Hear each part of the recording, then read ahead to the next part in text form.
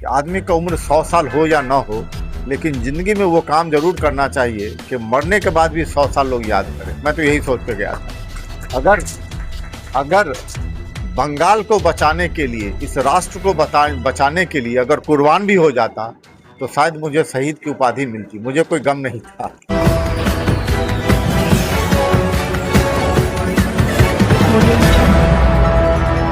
नमस्कार, बिहार मिथिला न्यूज़ में आपका स्वागत है। मैं हूं मनोज। देखिए, आज मंत्रिमंडल के शपथ ग्रहण में प्रधानमंत्री नरेंद्र मोदी अमित शाह के साथ बड़े नेता पहुंचे थे। और हम बता दें, ये एक ऐतिहासिक क्षण इसलिए भी कहा जा सकता है कि एक चर्चा था पिछली बार जब सम्राट चौधरी मुख्यमंत्री का शपथ लिए थे, उस समय था कि जो बड़े नेता हैं वो आएंगे, वो नहीं आ पाए। इसे लेकर के देखिए, क्षेत्र की जनता पहुंच रही है। हम लगातार आपको दिखा रहे हैं, दरभंगा से 2 मंत्री बने हैं और मधुबनी से 3 मंत्री बने हैं, लेकिन क्षेत्र में जो विधायक हैं उनके यहाँ भी आवास पर देखें। हम बता दें कि अभी हम गौड़ा बोराम विधायक सुजीत कुमार के यहाँ हैं और यहाँ पर लगे क्षेत्र से जनता यहाँ पहुँची है और ये लोग मोदी जी के भाषण सुनने के लिए काफ़ी ज़्यादा उत्साहित है, क्योंकि हम बता दें पश्चिम बंगाल के चुनाव में जिस तरह सुजीत कुमार खुद लगे हुए थे, इनके कंधों पर एक जिम्मेवारी पार्टी ने दी थी कि जिस तरह आप अपने अनुभव के आधार पर, वहाँ कार्य क्षेत्र के आधार पर आप पश्चिम बंगाल में जनता के बीच जा कर के उन्हें मोदी और अमित शाह का जो एक चैलेंज था पश्चिम बंगाल चुनाव जीतना, और जिस तरह जीते उसमें क्रेडिट निश्चित तौर पर सुजीत कुमार का भी होगा। और हम बता दें तमाम लोग हैं यहाँ पर। इस बार पश्चिम बंगाल चुनाव में आप बहुत दिन से लगे भी हुए थे, आपकी एक जिम्मेवारी भी दी गई थी। जी, पश्चिम बंगाल भाजपा के लिए जीतना बहुत ही ज़रूरी था, क्योंकि बंगाल कहीं न कहीं बिखरते जा रहा था। बंगाल का जो वैभव था वो नष्ट हो रहा था और बंगाल में जो निर्मम सरकार थी वो बंगाल के जनता का हित न देख करके घुसपैठियों के लिए ही काम कर रही थी।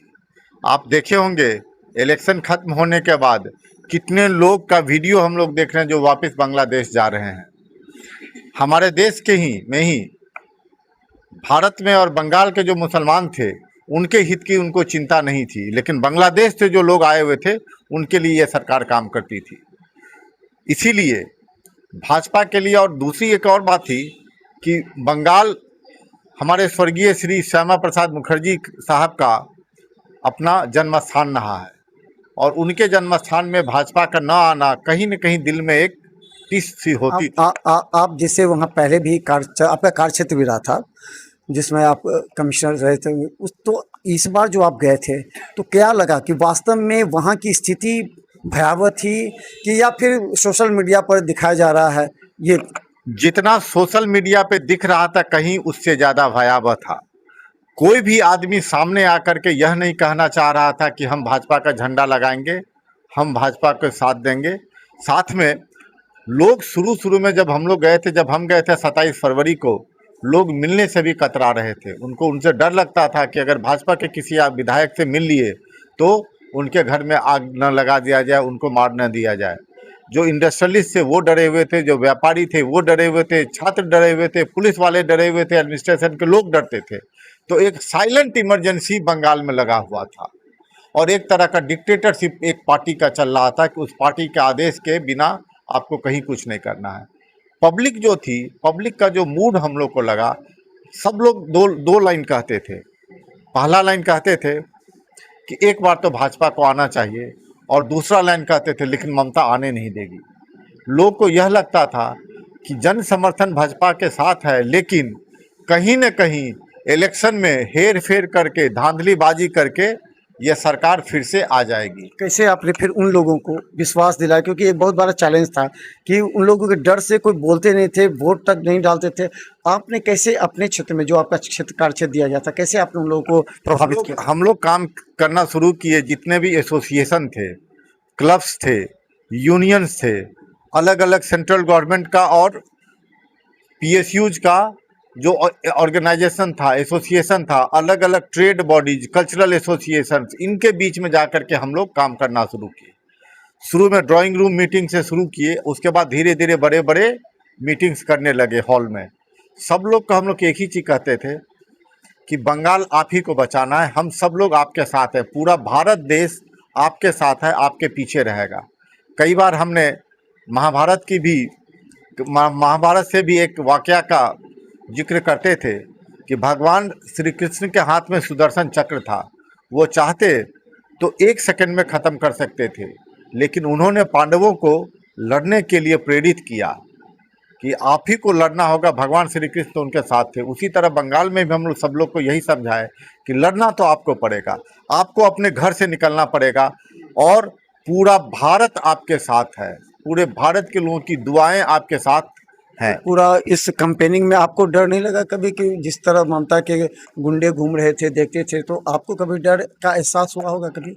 मैं वहाँ 5 साल रहा हूँ, मैं वहाँ के लोगों को अच्छी तरह से जानता हूँ और डरना तो हमने सीखा ही नहीं, वो तो हमारे खून में ही नहीं है डरना। और जहाँ तक इसकी बात है कि लोग मुझे डराने का भी कोई साहस शायद नहीं किया। 2-4 जगह पे देखे कि लोग हो हंगामा किए, लेकिन हमारे पास कोई नहीं आए।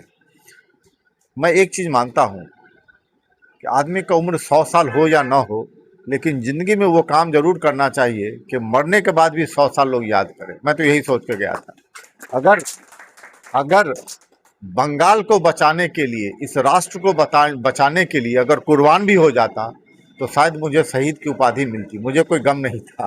तो अब तो लगता है कि 9 मई को वहाँ भी मंत्रिमंडल का गठन होगा, मुख्यमंत्री शपथ लेंगे, सभी जा रहे हैं, आपकी भी वहाँ जिम्मेवारी है, आप भी वहाँ जाएंगे? 9 तारीख को मैं भी बंगाल में ही रहूँगा। कल मैं बंगाल के लिए निकल जाऊँगा। 9 तारीख को शपथ ग्रहण में रहूँगा, क्योंकि हमारे बहुत सारे बहुत पुराने और बहुत खास मित्र वहाँ से जीते हैं।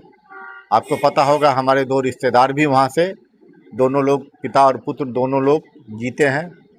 तो इसलिए न्योता आया है और मैं कल बंगाल जा रहा हूँ। परसों मैं बंगाल में रहूँगा, उसके बाद फिर वापस अब बिहार में मंत्रिमंडल का गठन हो गया है, क्या अपेक्षाएं बढ़ी हैं? और आज जिस तरह मोदी और अमित शाह के अलावा राजनाथ सिंह बड़े बड़े नेता थे, तो अब अपेक्षा क्या रह गई? देखिए, सबसे पहली जो लोगों की अपेक्षा और आकांक्षा है सरकार से कि सरकार बिहार का विकास हो, यह माननीय प्रधानमंत्री यशस्वी श्री नरेंद्र भाई मोदी जी का आना, हमारे गृह मंत्री श्री अमित भाई शाह जी का आना, केंद्रीय मंत्री के लोग, इन लोग का आना इस बात का संकेत है कि केंद्र सरकार और संपूर्ण भाजपा इस बिहार सरकार के साथ है।